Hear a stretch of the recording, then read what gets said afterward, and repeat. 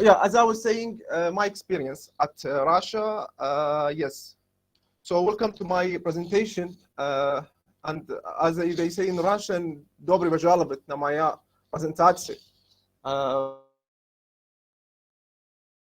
That I noticed, by the way,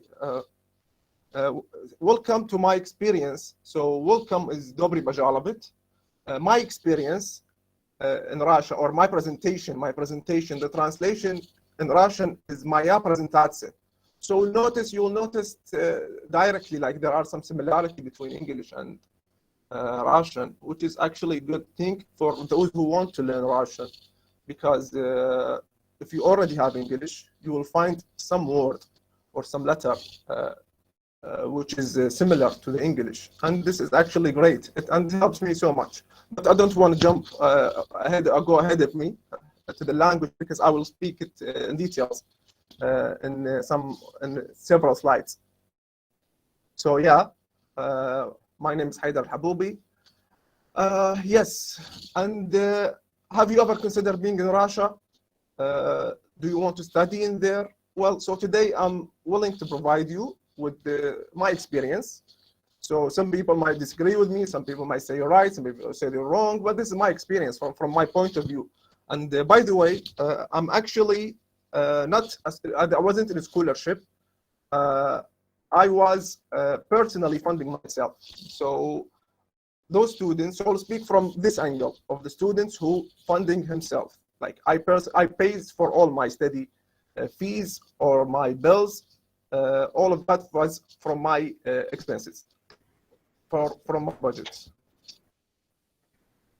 So like how much do you guys know about Russia? So today I will try to cover as much as I can about Russia. There are a lot of details, a lot of unique stuffs in there. So Hayder, cut.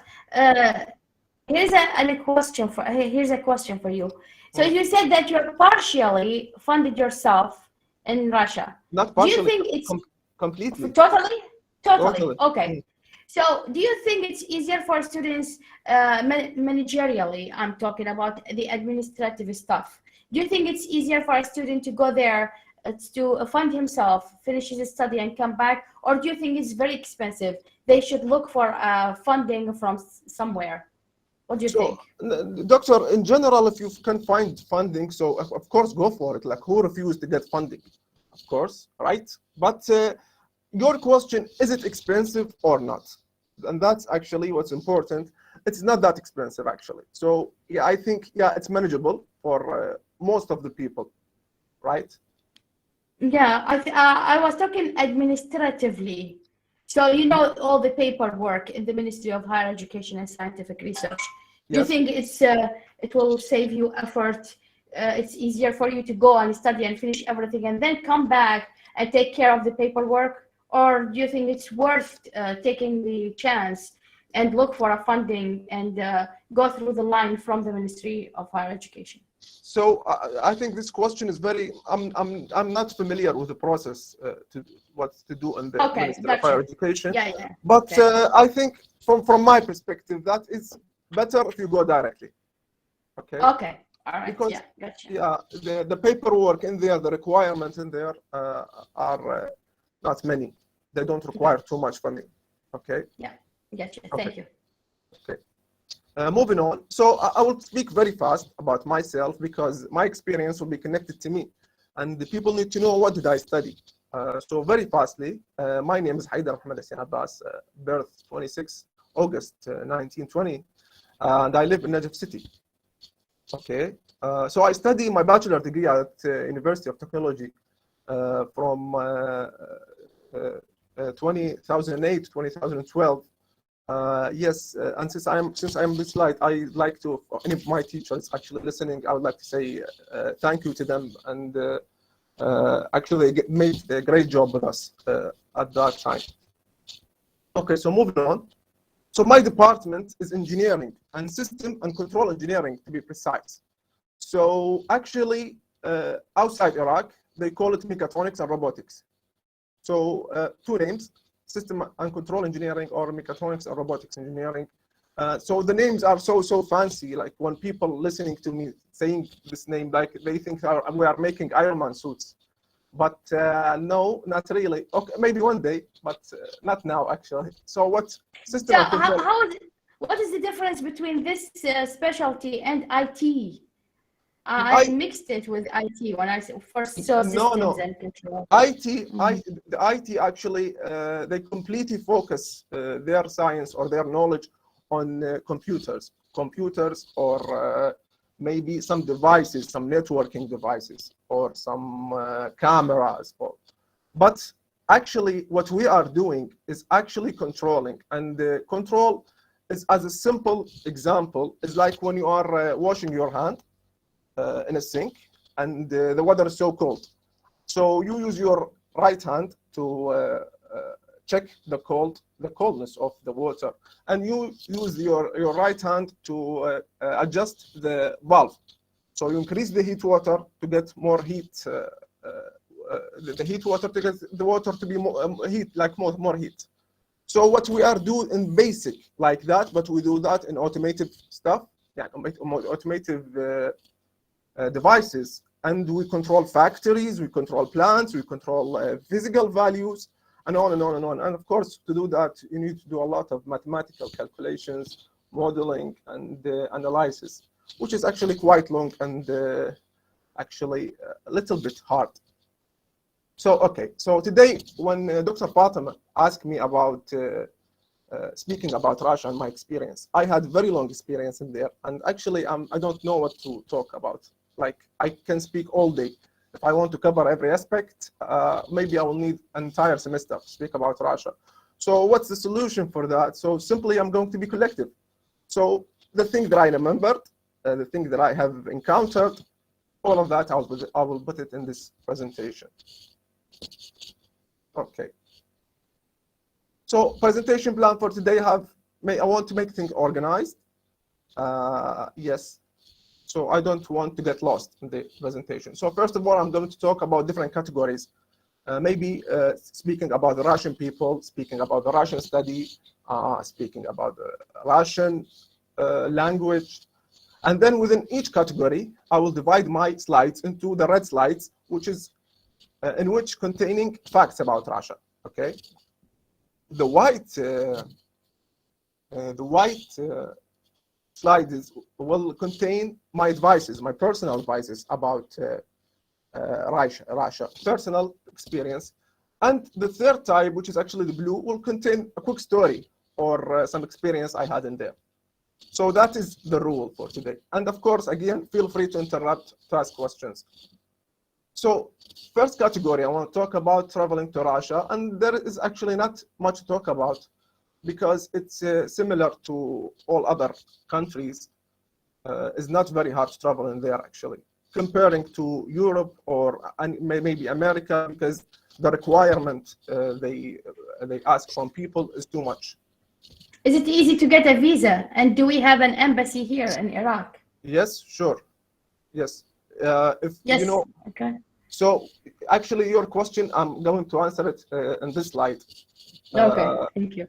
So 4 types of visa every student can get, or not student, every Iraqi person can get, and which is making him able to travel to Russia. First, university visa. So you contact the university, you present your paper, you send them your paper, and if you get an invitation, you take the invitation and you go to the Russian embassy at Baghdad, precisely at Mansour Street, beside Babylon Mall. And there you will get the visa, as simple as that. And you might need to get some stamps and all. So just like not very hard process. And we can also get a tourist visa, and you can get that from tourist offices at Iraq. Okay, hopefully no one will need that, but medical visa, you are willing to do some medical work in there or treatment. So also you have to communicate with the hospital, and the hospital will send you the invitation. And work visa. So actually, I don't have a lot of details about how to get a work visa from Russia, but during my experience, I met students who have, not students, people, but have this sort of visa, and they are actually working at Russia. Okay, so that's all. I don't want to talk too much about traveling because I have a lot of category. My tips, yes, if you are a student and you ask to apply by yourself. So when I was at Russia, I met this Iraqi students or Arab students who get their visa by like paying for it. So they went to those offices, and those offices make the application for them, and they get them the invitation, and they pay a lot of money for that. I don't think that's correct. So every student should search and apply by himself. This is a lot better because offices sometimes suggest for you a university or a program which is not suitable for you. So I think it's fair for every student, or it is important for every student to put some time for him to search for the right program, for the right university, not just in Russia, but anywhere. Find the suitable university or suitable program, and then applying by himself. He will communicate directly. Every university have this website, and they will provide you with the information, emails you can contact, and they will certainly reply. They will certainly reply. Yeah, another tip or advice. I've been in a lot of trouble when I traveled from my country to Russia. Yeah, because I travel at Iraq in summer, and I land in there in winter. So the weather can be, like you cannot trust the weather in Russia. So please take more clothes with you or you'll be sick. And you don't want to be sick at the first day if you're visiting to Russia. Okay, moving on. So what happened to me, actually, I applied and searched, and I managed to find some people from Iraq who actually give me more guidance. And finally, I managed to travel, but I didn't make any help. So I sit from home, search on my laptop, find the suitable university, the suitable program, and I applied, and I actually checked everything, like how much to pay, how much to, what are the programs providing actually, and I like the university and the term, and I took it, and to be honest, it was very positive experience in there, and you will see in the next slides. So that was about traveling, and now I want to talk about studying in Russia.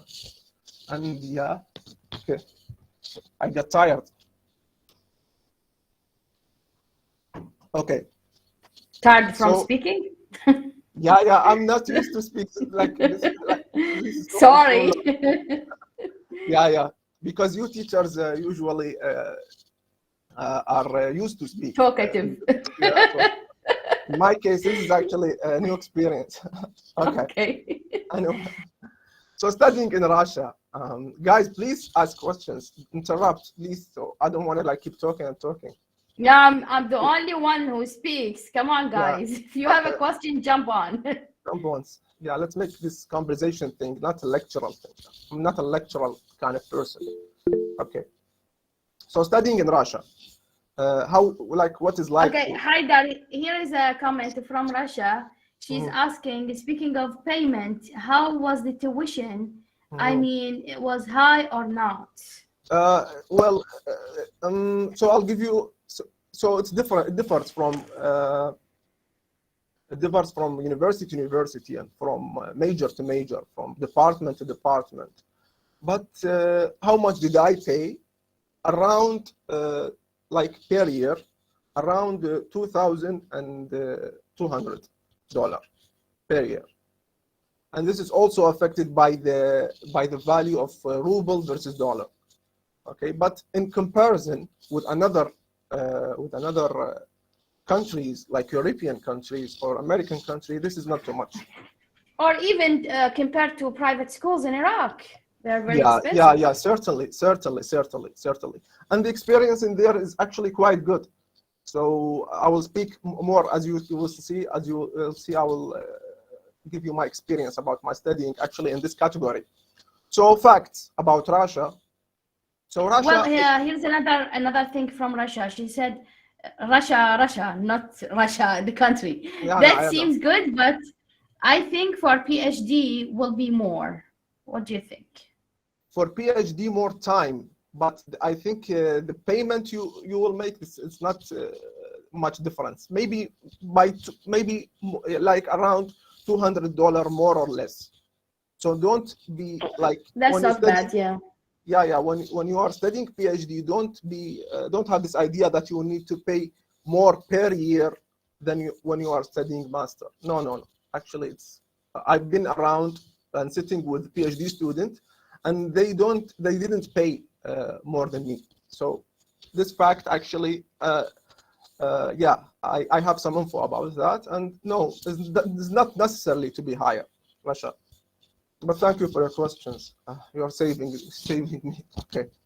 So speaking about studying, so Russia, as equal to all countries, provide all students with all sorts of sciences. So everything you want, you can find in Russia. So by the way, Russia is a country of a size of a continent, and that means a lot of cities, a lot of universities, and within each university you will find hundreds of programs: master, PhD, postgraduate, like a lot of options. And all you need to do, all you need to do is search, and certainly you will find what you are looking for in there. And also in Russia lately, a lot of university provided their program to be teaching in English. So this is actually very, very good, because I have studied my major or my specialty in English language. I had good English. I said that I am good enough to study English. I'm not ready to study in Russian. I don't have time to study the language year or preparation years, which is some students do. They take this 1 year to study Russian and then proceed with their study in Russian language. I didn't do that. Some info about Russian certificates. So there are two types. If you are a graduate student, if you graduated actually from Russia, they will give you two colors. Actually, will give each student, they have two colors of certificate. So you will get either the blue one or the red one. So what's the difference? The blue one will indicate that you are just a graduate, not an excellent one. The red certificate, however, it's the elite certificate, is the best certificate you can get at Russia. And this certificate is for students who get a degree like around from 90 to 100. And if you are in this area, you will get the red certificate. And it is actually the highest, it is the most you can get in there. Yes. And by the way, the red certificate is not just a color certificate. There are some benefits behind it. So foreigner students who get it will get a chance to get a permanent resident in Russia. So there are some terms to get a permanent residence. If you want to stay at Russia for some reason, try to get the red one, the red certificate, work hard for it. Yeah, and then they will provide you with this opportunity. Is that for real, Hayder? Because most students who come to the ministry, they have 99, 100, 99, 100. Most of them. 99? Yes. No. I think only maybe one student or two. I mean, I'm talking about students who come to apply for the scholarships. Mm-hmm. So just a couple of them in all the years that I'm in the committee, mm-hmm. I've seen that they scored 80-ish, but all of them they scored above than 96. Why do you think that? Are they brilliant? And when I talk with them, I mean, some of them are not good, honestly. I mean, frankly speaking. Above 96? Yes. Well, that may be for some university, but in my case, to get a red certificate, it was so hard. Maybe some university, Yeah. you get that from some Russian university, Yeah, it is maybe. easy. For some Yeah, majors, maybe. maybe it's easy, but for engineering major, actually, I had to read a lot of books and a lot of references, a lot of articles Yeah. to get And this to one. tell you the truth, that affects the credentiality of the universities. Now we don't trust Russian universities. Mhm. I mean, for us, yeah, But because yeah, I don't know. but still there are a lot of Russian university within the accepted sheet of the Ministry of Higher Education, even though. Yeah, maybe it So depends. Yeah. yeah, I Thank will you for speak the about clarification. but I will speak about the hardness of study in this. Okay, before that, here's a question from Zina. She said, "How can we get the right one? There are specific requirements." No, you just have to come up with the best scores. You have to make Yeah. your scores From above 90 up 90 to to 100. 100. Yeah, Yes. yeah. Mhm. Okay, so your question, Dr. Fatima, like how hard is to study in Russia? So that is from my point of view, in my specialty, engineering specialty. So to graduate from Russia, to get the blue certificate, you don't need to work that much actually. So it's a lot easier than Iraq, to be fair. But to get the red certificate, in my experience, I have fought for it, spent a lot of time studying, and finally, I managed to get it. And I have some sort of story behind that, but in the next slide. About And what is the name of your university, Hayder? the name of my university, South Ural State University. Okay. Okay. Good to So know. Thank you. also will come up in the next slides. So for my tips in Russia, first choose wisely the university and the program. I already talked about that. It's very important for every person to look and search by himself. Don't ask people to do that for you. Do that by yourself. Okay, here, see what Lamis says. She says, "I think there are only 3 good universities in Russia. Do you agree?" No, I totally disagree. A lot of good university, but there's a chance that you will go to a bad one. But no, a lot of good university and a lot of good teachers, a lot of good professors. I know she's maybe referring to Moscow and St. Petersburg, and I'm not sure about the third one she's implying to, because those 3 actually it's within the first 100 of the like worldwide like classifications. But a lot of good universities, and in my experience, I was very happy and satisfied, and you will see like in the next slides. Yeah, she says yes. I mean those universities. Yes. Yeah. So students usually like Lamis and all other students. So it is very good to go and search the rank of the university, and you can always shoot for the stars, and you can go to. I said I want to go like rank 1 student university, or rank 2, or within the first 100. But like all of us, maybe sometimes you need to be realistic, and we need to know our limitations. So for me, traveling to Moscow, like Moscow is not an option for me, by the way, because it was so expensive, and I didn't find the precise specialty, my precise specialty within there, and I managed to find it in South Ural State University, as you will see. But okay, so I hope I answer your question, Lamis. So my second tip, if you already have a good English, so choose an English program, and this is from my point of view, I think is not enough for a student like 1 year of Russian preparation or Russian language study in 1 year.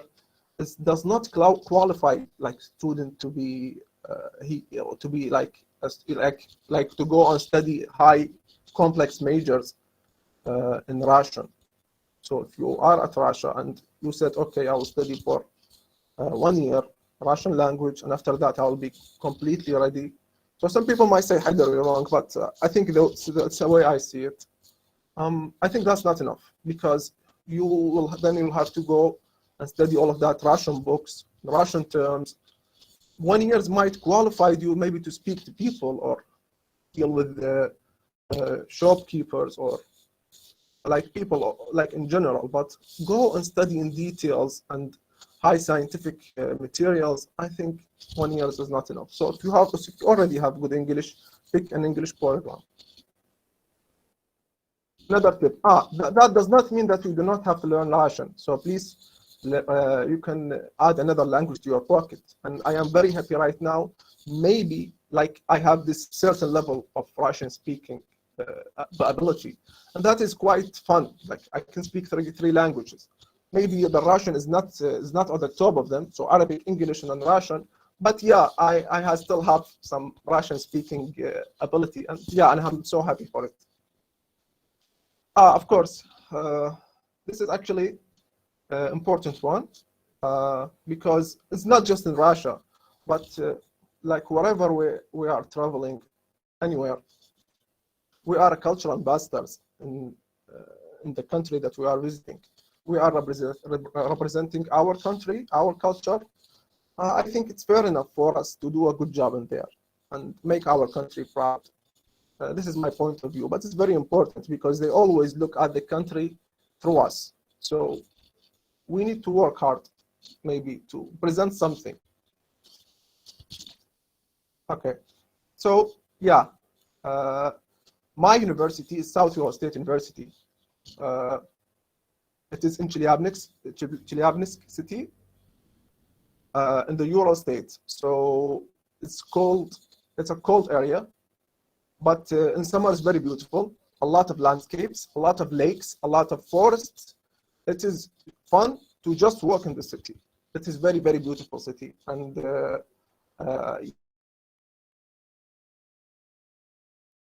students in there, it's beautiful, very beautiful. But we are, and on this slide to speak about study, yes. So I study in there my mechatronics and robotic engineering master degree program in English. So 2 years in total from 2018 to until 2020, 4 semesters. First one was a group of scientific lectures, as said in Iraq, courses. Plus, they gave us the Russian language, even though we were an English student. We study an English program. They gave us Russian language, and we need to start how to write, how to read in Russian, which was a good opportunity, and I took it. Second semester, same as the first semester. They also provide us with a Russian language lectures. Third semester was a group of scientific lectures. And in this third semester, we had the opportunity to work with our final project under the supervision of our tutors.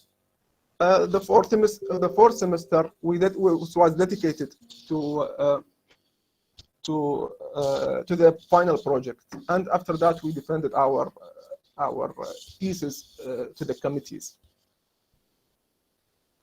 So in this slide, I want to speak about the lab and the study they provide us in there, because the equipment in there was highly, highly, highly advanced. And well, I don't know where you can find such equipment. For example, if you can see in the picture, this orange arm is called KUKA robotic arm, and it's actually a German device that is used in a lot of factories, such like Mercedes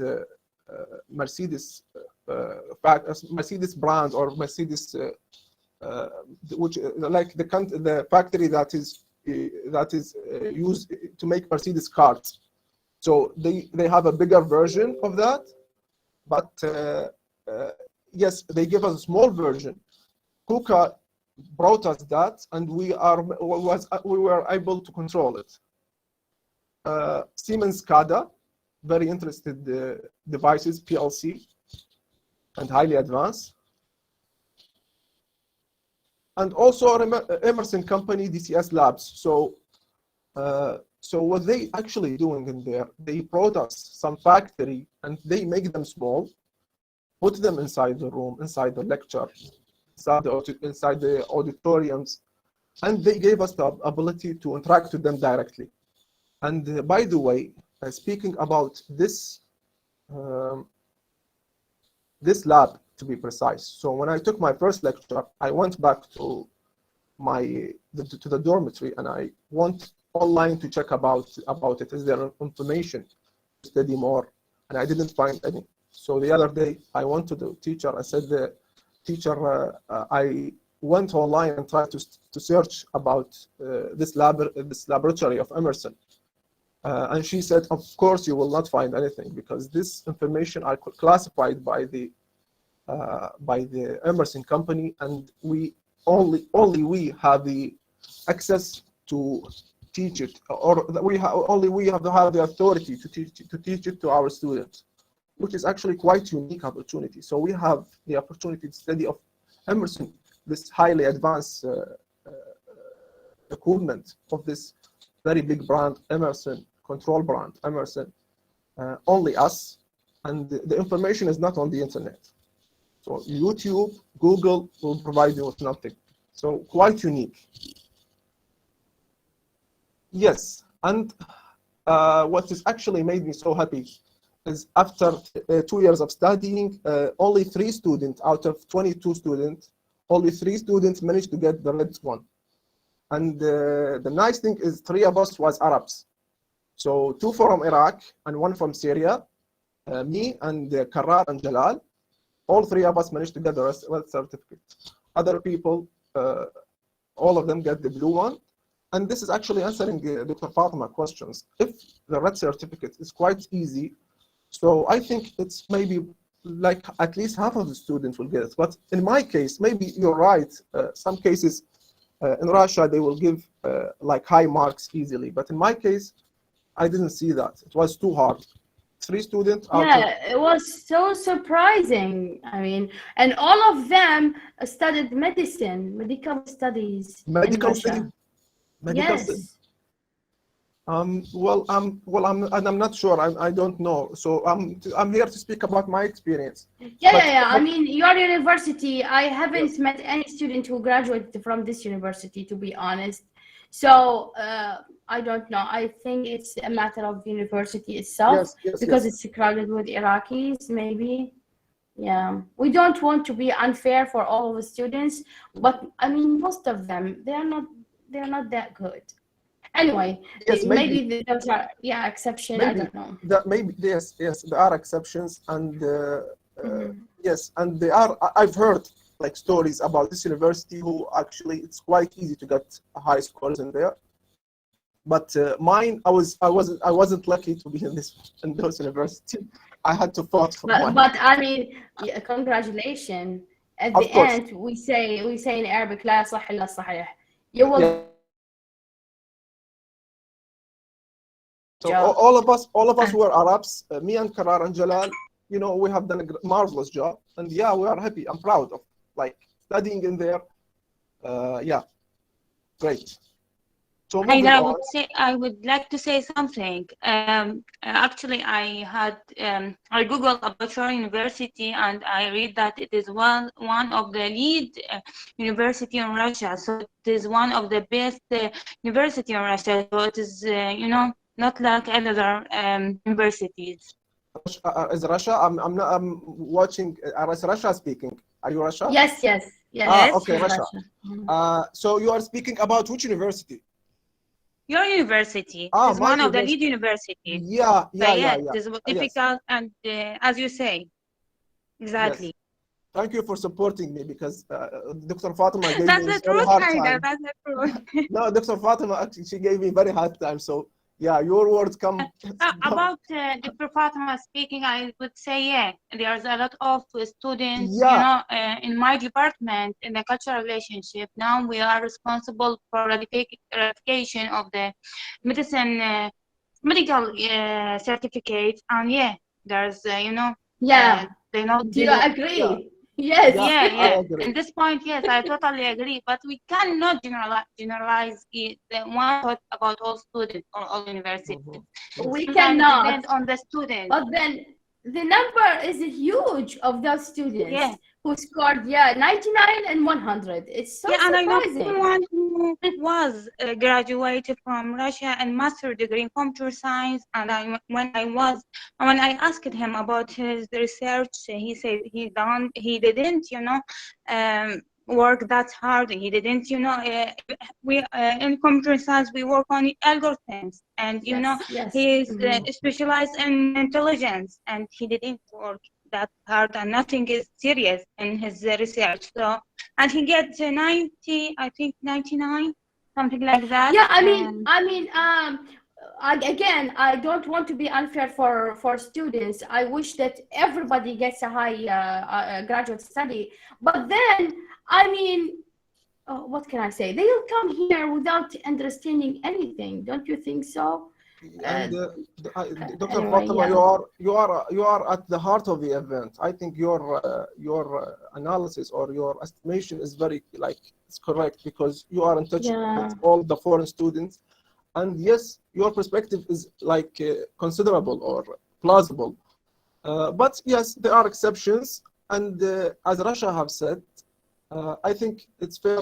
We need to search for the university. Yes, and this is a very good point, since we are And I talking think about it's depend on the student. I mean, if I am studying in an easy university or something like that, I can improve myself in the research and in publishing, yes.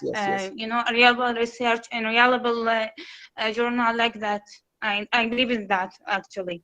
Yes, if you are studying at bad university, you'll not be able to reflect a good knowledge, and you will fail at maybe to prove that you are good enough, maybe to fail when you want to publish, fail when you want to maybe tackled with the work life. But yeah, again, let's make the point. When you are was that actually what I was saying? I was talked about that. Pick the right university, search, okay? Takes a couple hours to search about the good university, and you will find good choices in there. Okay, so enough about studying, okay? Because it seems like to be boring. So Russian people, how they are Russian people. Yeah, so facts. And so Russian people usually like to mind their own business. And comparing to the Arabic people, so when you are going past people that you do not know, like strangers, and you say hello, assalamu alaikum, they will reply directly. They won't feel strange or weird by your by the fact that you are saying hi. In Russia, this isn't common. Say hi to people that you do not know. I mean, they will not fight with you, but they will be weirded out. Why is he saying hi to us? Do we know this guy? So they will keep questioning, why do you say hi to them? But Russian students or friends in Russia, the college environment, the people in there are very, very friendly. But you need to break the stranger barrier. So you have to go and talk to them, and they will turn out to be very good people, actually. And the Russian people has a lot of stereotypes about them. But my experience, I managed to make a lot of great friends in there. Okay, so moving on. So I don't want to talk about Russian people, because I have a lot of category and talk about. So my tips about Russian people. So if you are at the street and you need to ask someone about direction, or you want to go to a restaurant or maybe a hotel, so I suggest you find someone your age, someone young, because first, they do not advise you to go to work to speak to elder people, because usually you will have this age gap, and according to this age gap, there are certain respect terms that you need to be aware of. So pick a person your age. He will be more likely that he can speak English. Elder people, I don't think they not a lot of old people know English, but young people like this generation, or maybe the next generations, Russian people now are more interested to learn English, which is actually more helpful to us as a foreign students. Yes. So if you are at Russia and you are a student, don't be shy to make friends in there. So when you start, you will find that they are shy, and we are shy.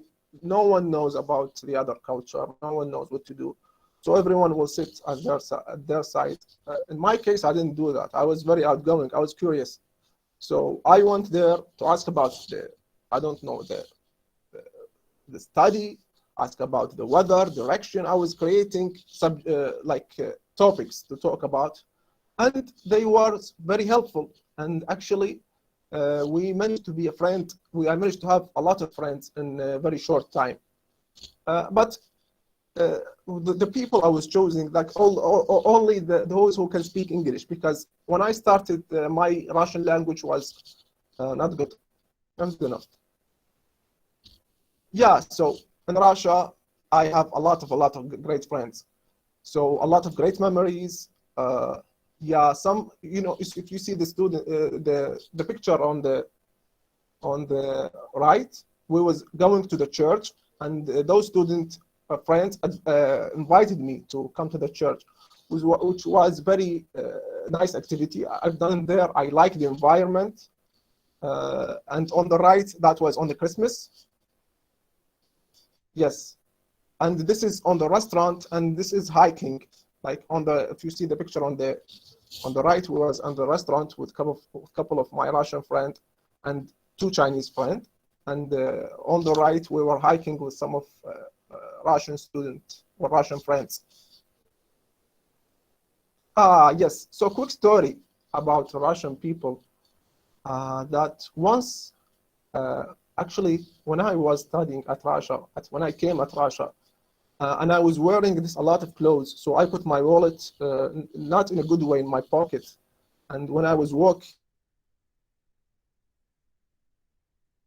and I went back to the dormitory and looked for it, did not find it. So I freaked out because it was containing my visa, my passport, my money, and that was very, very bad. So I looked everywhere for it with no results until I got this text. The text was from the head of my department. He asked me, Hayder, we found actually your wallet, and it is in this location, on this shop. Go on there, they are willing to give it to you.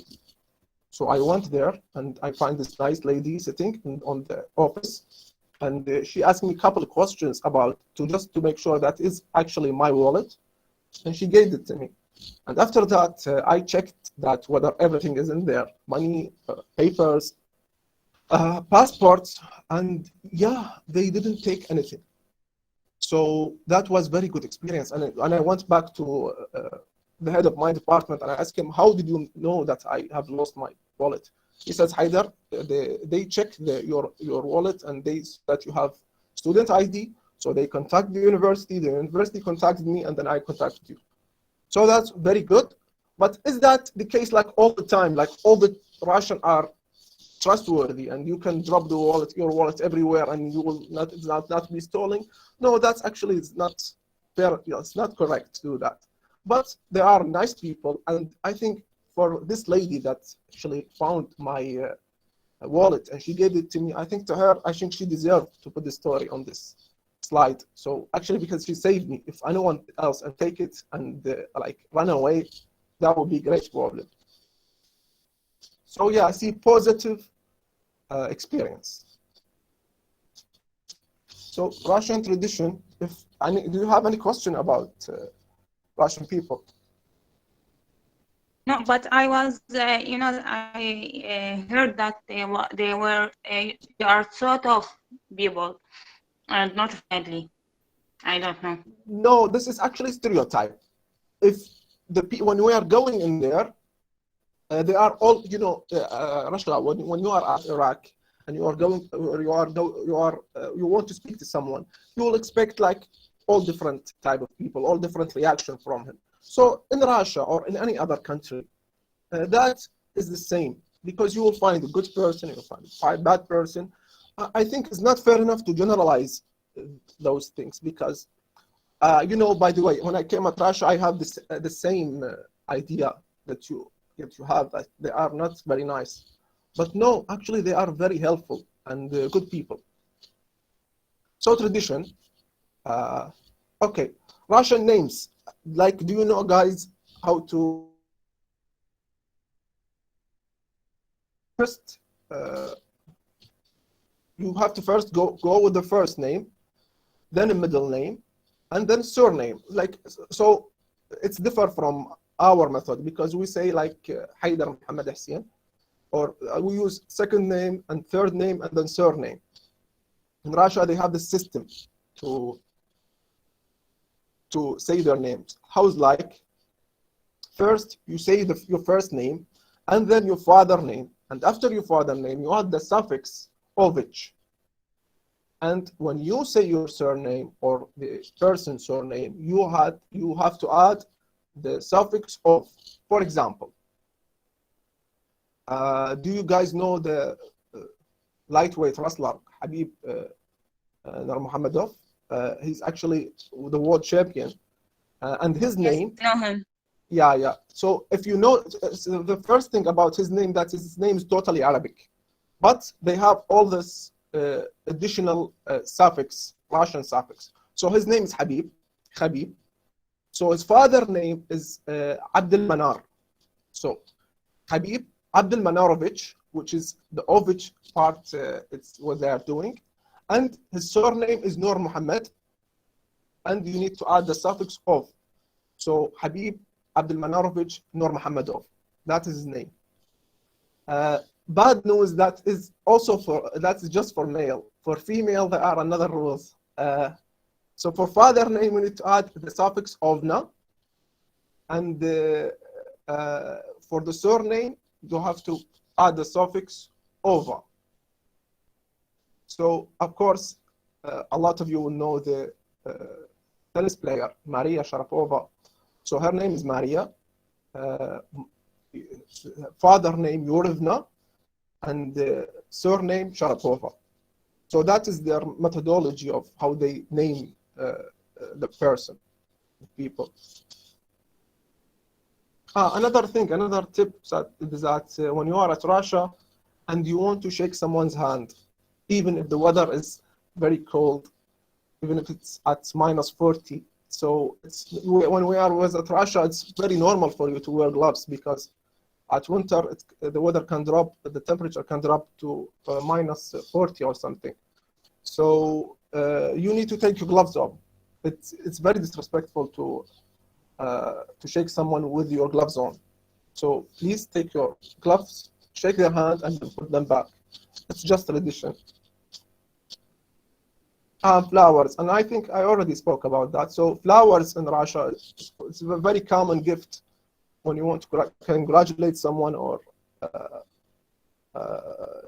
it's on every occasion it is common to give flowers. Flowers is standard gift in there, and there are one rule about that. That's when you want to give someone on a happy occasion flowers, give them an odd number of flowers.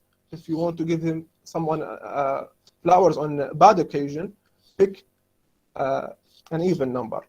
And if you ask me about the coloring, the meaning of the coloring, it is just like with the world standards. So they don't have their own rules. So just like the common rule in the world. But they have this numbering rule or tradition. So my tips about tradition. So Arab students, when they went to Russia, and as we are Arab students, I noticed Arab students are very respectful. So we actually tend to respect our teacher. So when we are calling out the teacher in Arabic culture, I need to add the title and then his first name. So when I'm addressing Dr. Fatima, I cannot say just Fatima. I need to add the title, Dr. Fatima, and at that time I am respectful. I keep things, and I keep things formally. But in Russian culture, or maybe even American culture, you cannot call your teacher by his first name. So always use the surname, Mr., in Russian Maklakov, so that will be Maklakov, his surname. So use the surname. Please do not use the first name. Yes, and respect other people's tradition, not just Russian tradition. When you are at the dormitory, you will have the opportunity to meet with African people, international people in general, from Europe, Africa, China. So try to be respectful. Be careful not to touch someone's tradition, because as our tradition is dear to us, the other people's tradition is dear to them. Currency. So do I have questions?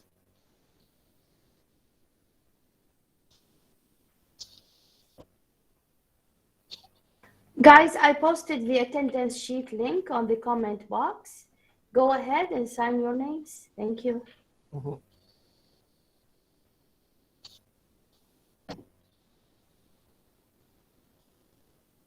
Okay, so shall I move on? Yeah, go ahead. It seems Dr. nobody has Fatima, a question. how much time do I have left? Well, it's up to you. You can have half an hour if you like. Half an hour. Okay, so maybe I'll skip something. What do you think? Half an hour is good? Now I can speak maybe until for more than an hour. So maybe I'll just jump from my presentation. Or maybe an hour. I mean, if the participants didn't get bored, I didn't. So you can make it until 10:30. Okay. You still have an hour if you like. Okay. So how about we speak about Russian language? Is it okay? Yeah, sounds good. Russian, okay. So Russian language actually is not very hard. You can learn Russian language if you are at Russia. So first slide that when you compare Russian to Arabic to English, like from hardest to the easiest. So Arabic will be hardest, Russian will be medium or the middle, English will be the easiest. Well, some people might disagree with me, like Arab people say it's Arabic is the easiest, but I don't think that's fair. No, it is the hardest. It is the hardest. I've taught Arabic in the United States, and I personally have difficulty getting into the minds of other people in order to speak Arabic. There are many bits and pieces. I mean, it's very hard. It's very hard, and it's easy for us because it is just our native language. We will learn it since the day we were born. So that is why it's easy. But when other people try to learn our language, it will be very, very hard. And Dr. Fatima, do you agree that English is the easiest? It is the easiest. It's straightforward, and there is some aspect of English. They are direct, and they always tend to make sentences short. Yes. So one idea and precise, no complexity. Dr. Fatima, I actually created this sort of test or game. I'm creating that, which is actually help us to evaluate the hardness of the language. This is created by me. 1 minute here.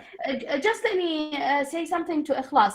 Ikhlas, please use the form to sign your name. I couldn't find your name in the conversation course.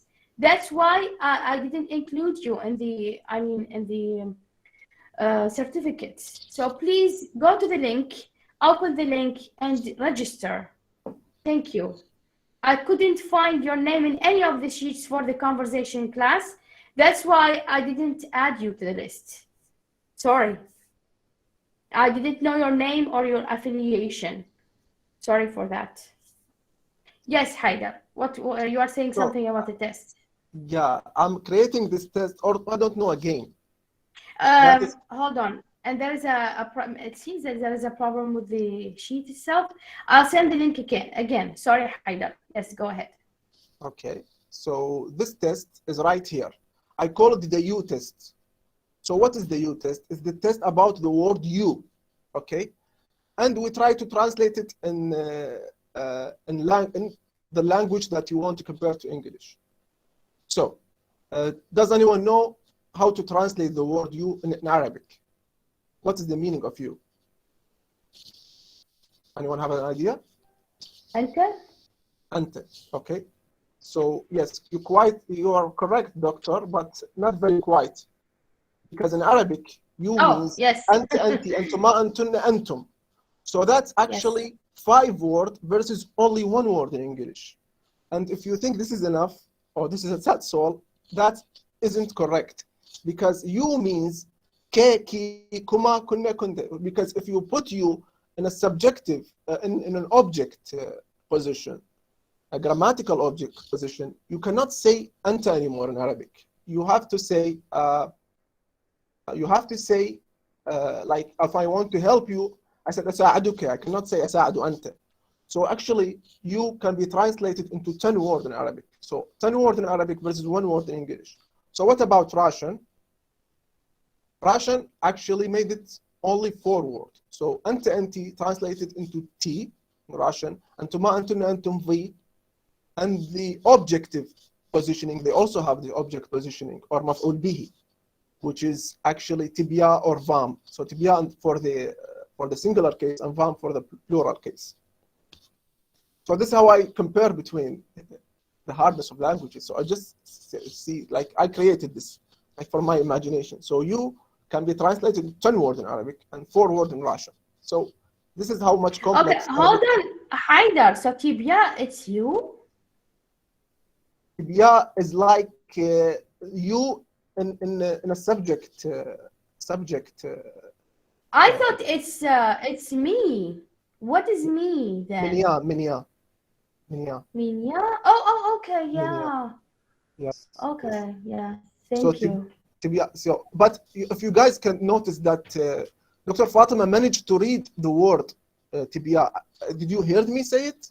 Because the good thing about the Russian word or Russian letters, it's close to English, and you can sometimes guess what the word is actually meaning. Well, to be honest, I was familiar with these words from the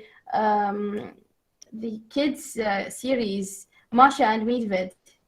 That's why I've learned some of the words. Yeah. But the T is just like T in English, and the E is just like E in English. And they have this reversed R, which is actually means yeah. Anyway. Okay. Yeah. So yeah, next slide. So the good thing that helps me to learn Russian is that there are some similar words, like in English to the Russian. For example, when I say my presentation, so in Russian that would be моя презентация. So we'll notice that it is like almost the same.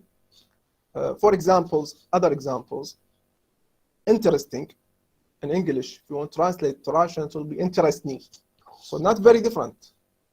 My, it will be moi, not very different. And then the P is pronounced as re in Russian? Yeah. Oh, okay.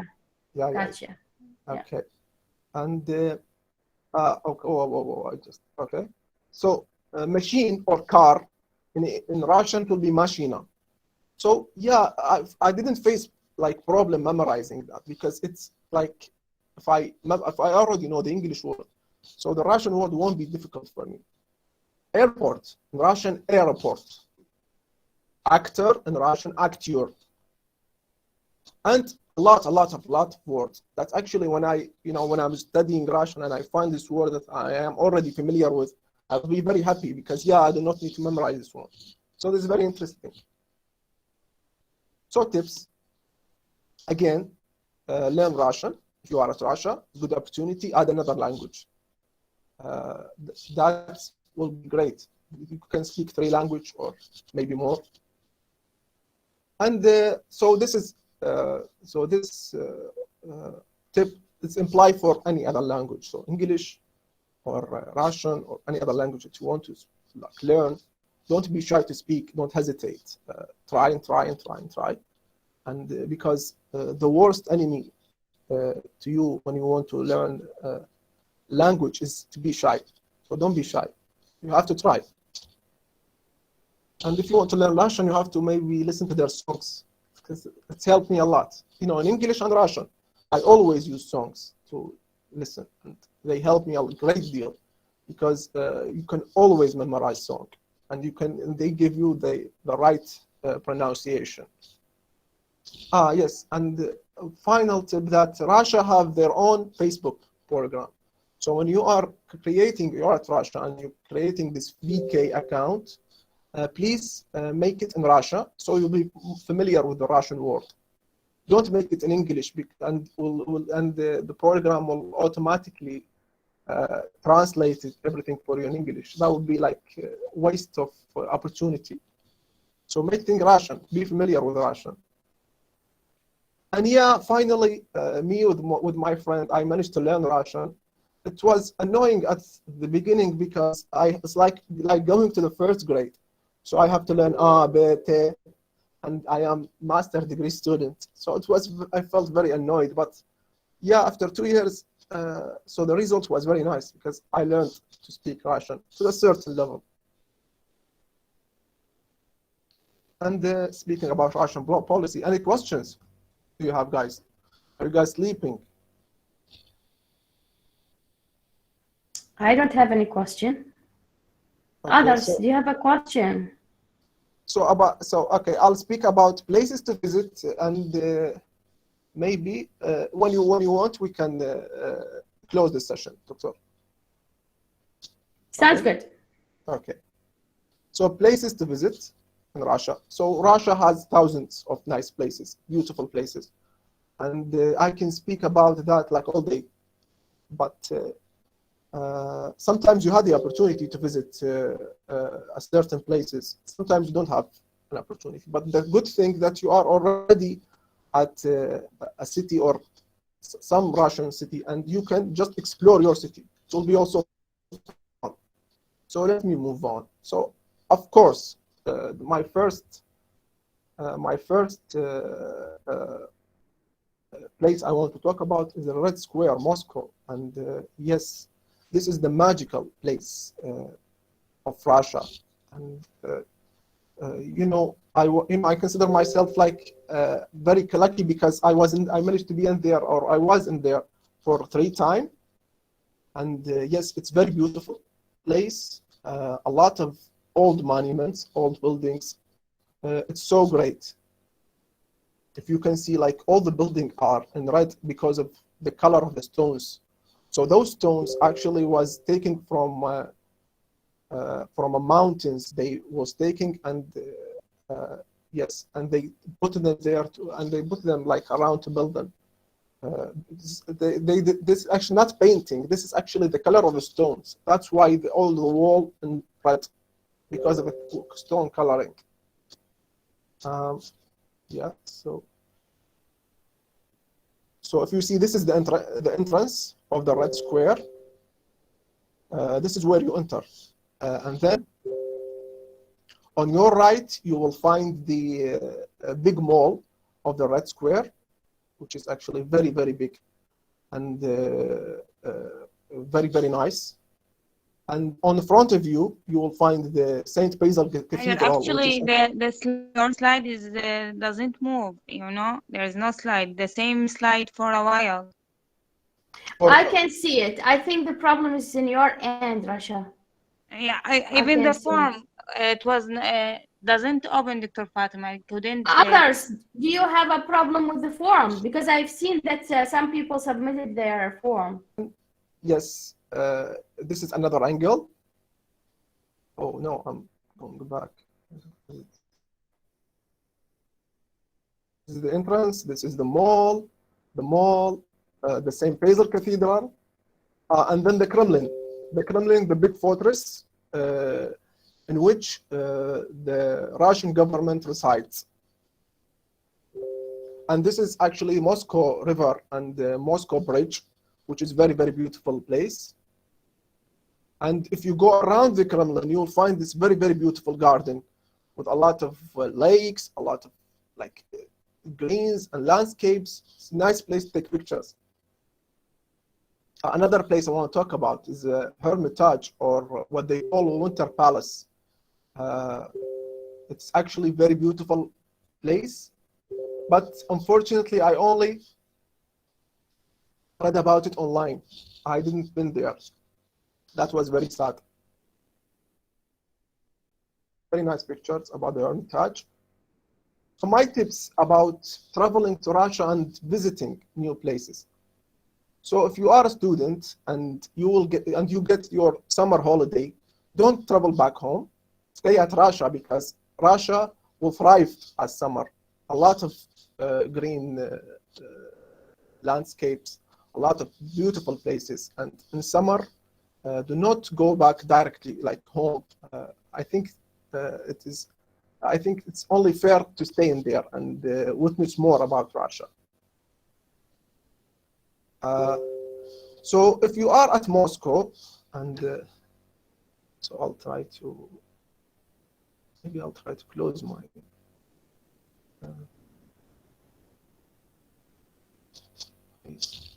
Telegram, but if you are at Moscow to take a transit and you have enough time, so go visit the Red Square. So when I was at Moscow and I have this long transit to travel to my city, so I was taking the opportunity because I have like enough or long time to visit the Red Square, take some picture, and go back directly back to the airport and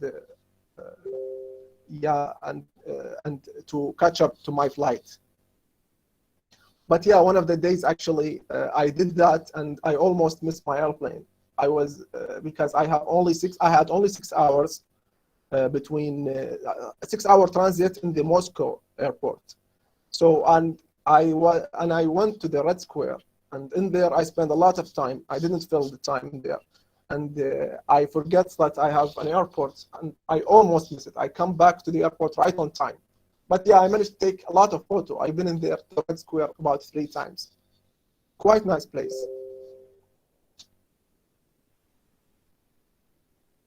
But Hayder, you didn't feel homesick. I mean, you didn't miss your family and. By the way, Asha, I'm the kind of person that I like home very much. I like sitting home very much. But to be honest, in Russia, I didn't feel that way. I don't know why. So you forgot everything. That's great. I don't know, but yeah, I felt very familiar and comfortable in there. I don't know. Yes, and another thing, university trips. Universities always arrange trips, and when you guys have seen me, like I've got a red certificate, and you said Hayder is sitting and studying all the time. That isn't correct. I take every opportunity to participate in every cultural event in Russia. I didn't waste anything. So when university will arrange a trip for us, maybe climbing mountain, hiking, biking, skiing, I went to them all.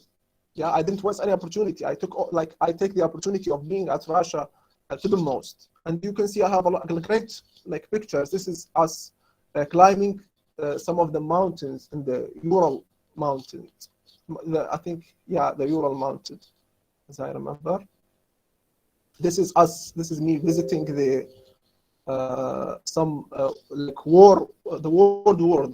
War Museum in Russia. This is me in cities. Yeah, with a couple of friends. Yeah, and this is skiing. So the university gave us the opportunity to teach us about how to ski in the ice, which is actually quite unique and special. Of course, I almost broke every bone when I was learning there. So yeah, it's very hard, but it was very nice. And of course, in cities, in your city, when I was sitting and I have nothing, I simply go and walk around the city, discover new places, alone or some friends. It's very nice, and I like to walk around the city. It's very beautiful. So here, with my Arabic friend and Chinese friend, Arabic friend, all see in all my city. My city. This is one, and when I was walking alone, actually, I find this old man fishing. So I was curious, I want back and forward. I want to say hi. So Yeah, I'll take my chances to speak with him. He was knew only Russian, so we managed to take this nice photo that I like really much. Yeah, so if you guys want, I continue to speak more. If you're tired, maybe you can wrap up. What do you think, Dr. Fatima?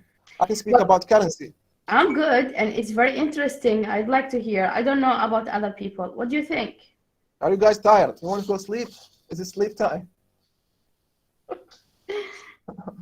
Currency. I think they are tired, doctor. So this is the last category, okay? Well, I cannot tell because most of the time when I present, they are mute. So I don't know. Okay, so how much? I just take my time and I mean, yeah, do whatever I like. No. So I want to. So this is my first time taking a lecture. I don't want to be heavy on everyone. Okay. I mean, are you tired? Yeah, I'm dying. Then it's up to you. Okay. So, but okay, I spoke about.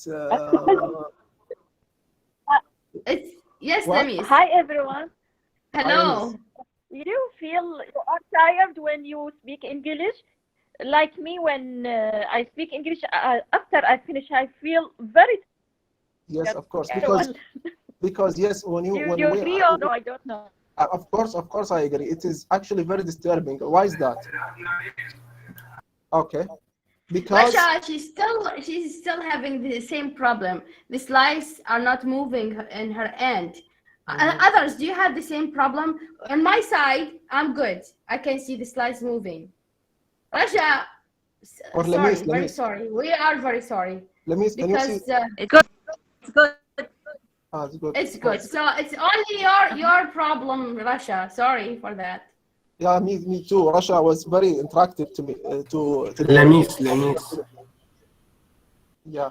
Okay, Hayder, I think you're getting tired. I mean, because they are taking the effort. Since this is, you said it's your first time speaking English.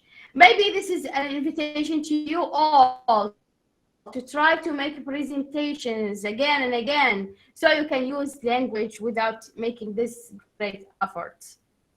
Yes. All right, I have a great internet connection. Rasha, she said, I have a great internet connection. It doesn't seem so to us. Okay. Sorry again, Russia. Okay. So Lami's question, she told me like, is it make us tired to speak English? Of course, because when I speak English, actually my mind gets trapped within the idea that I am speaking English. I have to construct the sentences the right way. At the same time, I have to express my my idea. So like a lot of idea within like small brain.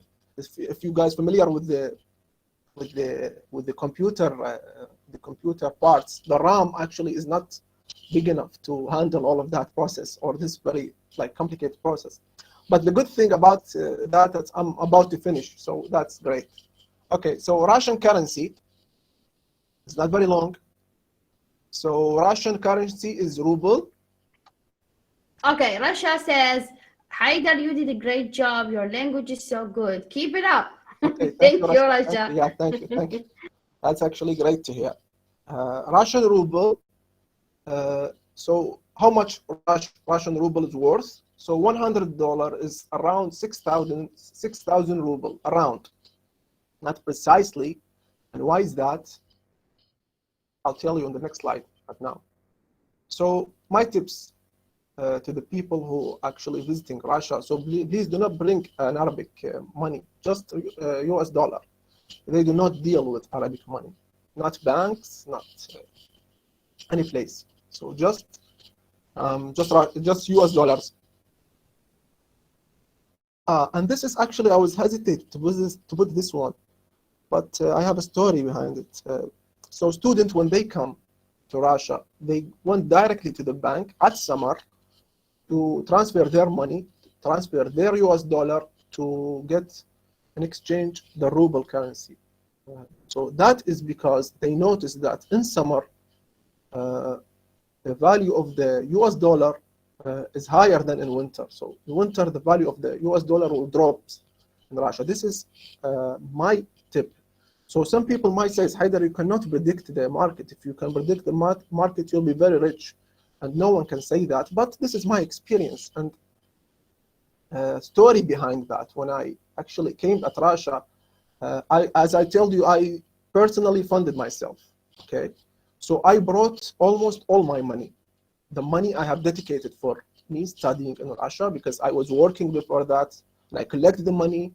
And when I say when I saw that I have enough money, I actually took the decision that okay, now I'm ready to travel.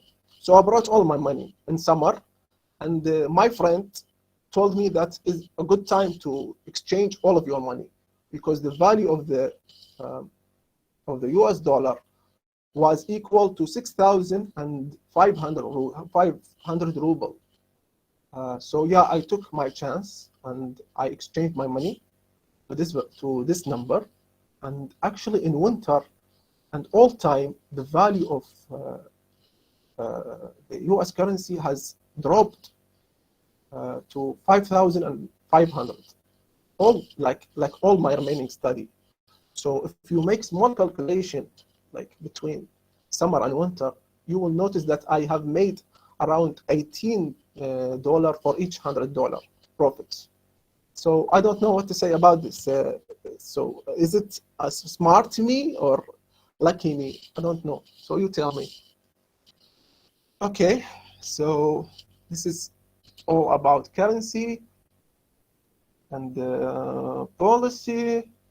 Okay, I'll leave that. So yeah, in the حلقة الأخيرة, in the final episode, yeah, I left Russia, and yeah, personally, I felt so sad. I didn't want to do that, but yeah, this is eventually what's happened to all students. Are you planning to go back? I don't think I don't think I have the option to go back, because I'm committed with the work, and I don't think my work the policy of my ministry, they do not provide us with a time to. I have to leave my work simply to go back in there and study PhD maybe. But maybe why not? I'm actually yeah, it's very tempting for me to go back. But I was very sad. You can have a grant and return back to Russia. Well, the grant to study your PhD there. Okay, so Russia, pray for me. Pray for me. Inshallah. There's Russia, hello.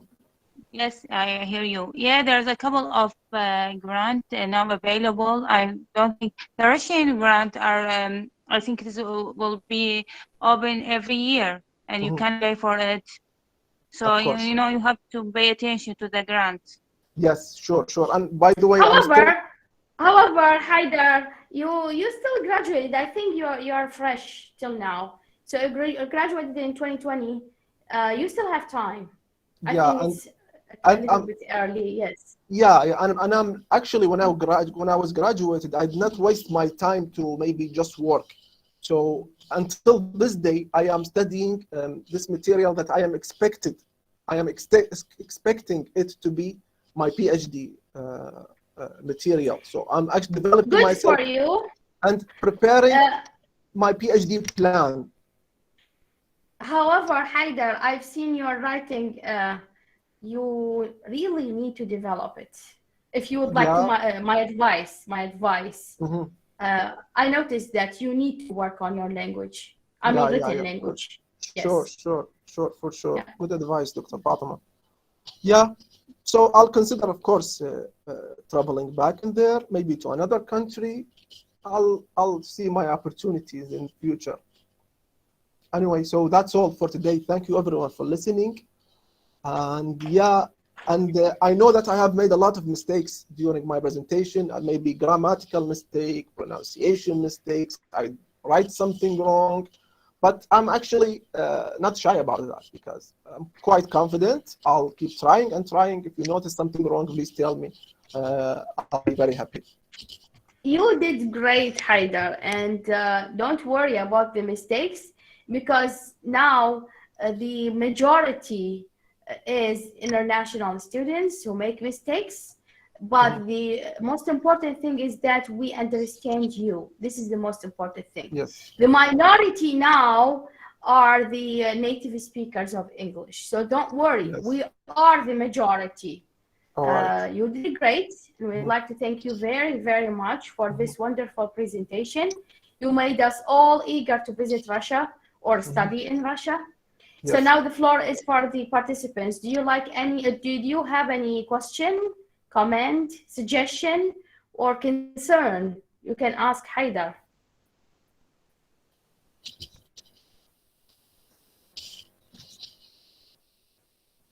Okay, so I have a comment, Doctor, yeah. So first of all, maybe if my video will be posted on YouTube, so all of those who see it, I advise you to visit the language center and the Well, Ministry of Higher concerning the video record, I depend on Ali a lot from the University of Kufa, and I highly appreciate his voluntary work recording all the sessions of the Yes. Language Center. He Yes. attended the session, so hopefully he recorded all of it. Okay. I've taken some screenshots for you while presenting. Mhm. So hopefully it will be available on YouTube. I'll post the link as soon as Ali finished editing the video. Yes, and I also want to say thanks to you, Dr. Fatima, for this opportunity that we made us all together in this nice environment, this nice committee. Yeah, that's us. This is under the scientific roof. It's a very nice place, and for some reason I take it very seriously, and I enjoyed it. So thank you so much, and maybe we'll continue to be in your lectures in the future. So thank you everyone, and sorry for taking too long. Sorry for everyone. No, we enjoyed it. I didn't feel tired. Others, do you have any question, comments, concern, suggestion? As I say before, Hayder, you did a great job, and your Thanks. language is amazing, and good job. Will keep it up, and inshallah you will improve your English, and you have a PhD from Russia, inshallah. Thank you so much. Thank you so much for nice saying, Russia. Thank you so much. Okay, Doctor, I think the ground is yours right now. Well, I don't have anything to add much. So again, I'd like to thank you for your presentation. And I hope that most of your friends or any other person who would like to share his or her experience with us. So the Language Center opens its gates to all volunteers. So we welcome everybody or anyone who would like to share his experience.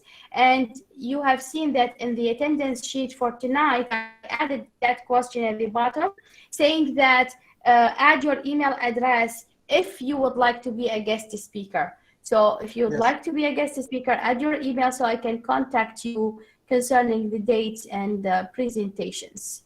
Thank you, Hayder, again. I appreciate your efforts. Yes, you're welcome, Doctor. And I'd like to mention about guest speaker. Before I did my presentation, I went to check on YouTube and I watched Dr. Asma presentation. Yes, Dr. Asma. She was from the US. Yes. From US. And she made me very nervous because she set the bar very high for me. I don't have such a fluent English, and she was speaking as she was like simply a native English speaker. So I actually she has been living in the US for several years. She participated in the Fulbright program with me in 2010, and since then she was living in the US. So of course her language will be developed. Yes, and yeah. So, but at least I tried. Yeah, hopefully I hit. Yeah, no. You are fine. You're totally fine. Okay. You are great.